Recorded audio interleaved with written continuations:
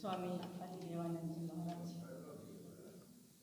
मंचासी अध्यक्ष महोदय, विशेष हस्तियाँ, सभागार में उपस्थित हमारे गुरुजन, बंधु, बहनें और मेरे बच्चे, आज मुबारक मौका है कि हम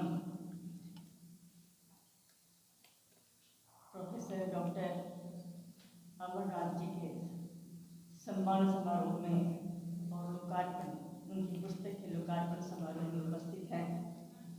यह हमारे लिए गर्व की बात है कि हमारे परिवार का एक व्यक्ति अपनी कृतियों के माध्यम से आज सम्मानित है और इनकी पुस्तक, इनकी एक कविता महाराष्ट्र के अमरावती विश्वविद्यालय में कोर्स में ले ली गई है, पढ़ाई जा रही है। ये बड़ी अच्छी बात है, सुखद संयोग है कि कविता का शीर्षक द फेस्ट ऑफ नेचर है, यानी प्रसंग है किसान का कि किसान पुजारी है नेचर का। बड़ी अच्छी बात है। पुजारी की व्याख्या हमारे आदिदेवानंद महाराज जी ने विस्तार से बतला दी है। पुजारी का मतलब समर्पण है। किसान प्रकृति के प्रति पूरी तरह समर्पित है, इसीलिए वो पुजारी है। जब भी हम किसी के प्रति पूरी तरह समर्पित होते हैं तो हम पुजारी हो जाते हैं। जैसे गीता में भगवान श्री कृष्ण कहते हैं कि मेरी पूजा करो। पूजा करो का मतलब ये नहीं है कि अक्षत फूल से पूजा करो, मेरे प्रति समर्पित हो जाओ। किसान समर्पित है प्रकृति के प्रति। क्षितिजल पावर गगन समीरा, 5 तत्वों से हम बने हुए हैं और 5 तत्वों से उसका गहरा नाता है। इसको बहुत विस्तार से उन्होंने बतलाया है अपनी कविता में, और कविता की उन्होंने व्याख्या भी की है। वैसे तो बहुत संकट में डाल दिया था हमारे बड़े भाई ब्रजेंद्र बाबू ने उनको कि किस परिस्थिति में, किस परिवेश में आपने ये कविता की रचना की। किसी भी कवि के लिए बताना बहुत मुश्किल है। मुझे ख्याल आ रहा है कि प्रसाद जी से उनकी आंसू शीर्षक पुस्तक थी, उसकी कुछ पंक्तियों को लेकर कुछ लोग उनके पास गए थे कि इसका अर्थ बतलाइए, किस प्रसंग में, किसके लिए और क्यों आपने यह लिखा है। तो उन्होंने मुस्कुरा कर कहा था कि मैंने लिख दिया, अब आप जाने, आप उसकी व्याख्या करें। लेकिन जिस संकट में डाला है ब्रजेंद्र बाबू ने, बड़ी बारीकी से अमर बाबू से निकल गया है और उन्होंने बतला भी दिया है कि किस भाव दशा में हम लिखते हैं। जबकि जब कोई कवि लिखता है तो वो सामान्य भावभूमि पर नहीं रहता, वो एक अलौकिक भावभूमि पर चला जाता है और सच में कुछ दूसरी तरह से, दूसरे लोक से शब्द आते हैं जो चुन-चुन कर शब्द गिरते हैं। शब्द को ब्रह्म कहा गया है, वो ब्रह्म कृपालु हो जाता है। साधना की, भाव की उस मनोदशा में वो ब्रह्म कृपालु होकर टपकता है और कविता रच जाती है। इसलिए कविता कोई बनाता नहीं, कविता लिख जाती है। और उसके बाद ये बतलाना कितना कठिन है कि मैंने क्यों लिखी, कैसे लिखी। हमको लगता है जो भी बतलाता है वो आफ्टर थॉट है, सही सही कोई बतला नहीं सकता कि मैंने कब लिखी। इसीलिए अपनी रचनाओं को देखकर कभी कभी लगता है कि मैंने लिखी है, कैसे लिख गई ये कविता, कैसे लिख गई ये रचना। लेखक जो लिखते हैं वो जानते हैं कि यही स्थिति होती है। लेकिन खैर उन्होंने बहुत अच्छी तरह से उसकी व्याख्या कर दी है और कविता में किसान की मनोदशा की चर्चा है, किसान का जीवन की चर्चा है। वो किस तरह जीता है, किस तरह प्रकृति के बीच रहता है, लेकिन जो सम्मान उसको मिलना चाहिए वो सम्मान उसे मिल नहीं रहा है। कवि के भीतर यही दर्द है।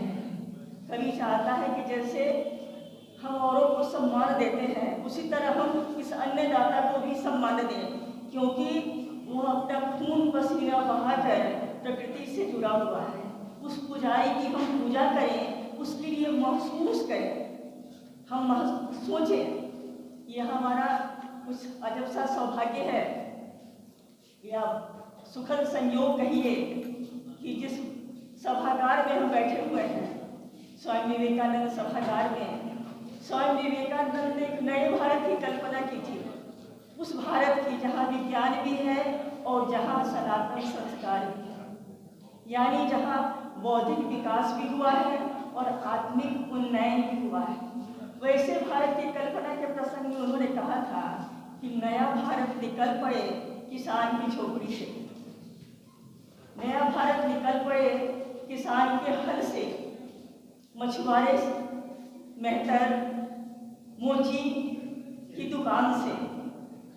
इस कविता को पढ़ते समय मुझे स्वामी विवेकानंद की वह पंक्ति याद आई थी और इस सभागार में ये संयोग है कि उस कविता पर चर्चा हो रही है जिसको लेकर स्वामी विवेकानंद ने कहा था कि जब नया भारत बनेगा तो किसान मछुआरा मेहतर को भी सम्मान मिलेगा और उन्हीं के माध्यम से नए भारत का सृजन होगा।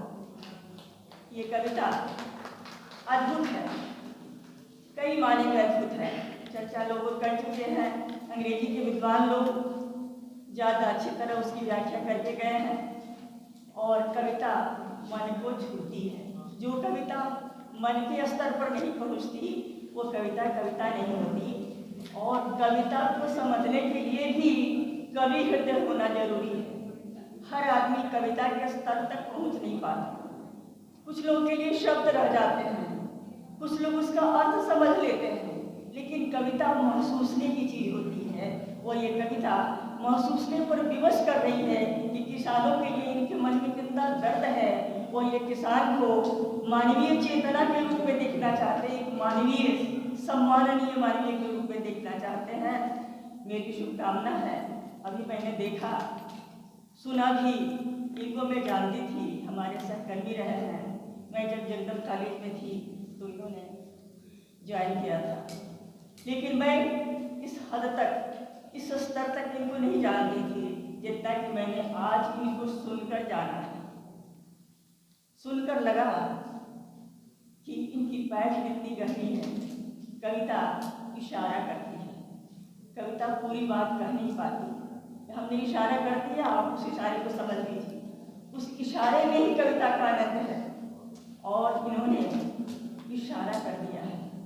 जो कवि हृदय है, जो सहृदय है, वो इस इशारे को समझकर इनके प्रति नतमस्तक हो जाएंगे। और शायद इसीलिए महाराष्ट्र यूनिवर्सिटी ने इस कविता का चयन किया है। वहाँ जरूर वैसे लोग होंगे जिन्होंने इस कविता को गहरे तल से समझा है, इसके मर्म को समझा है और इसे विद्यार्थियों पर परोस दिया है ताकि विद्यार्थी इसे पढ़ें, समझें और किसान के प्रति उनके मन में सम्मान जगे।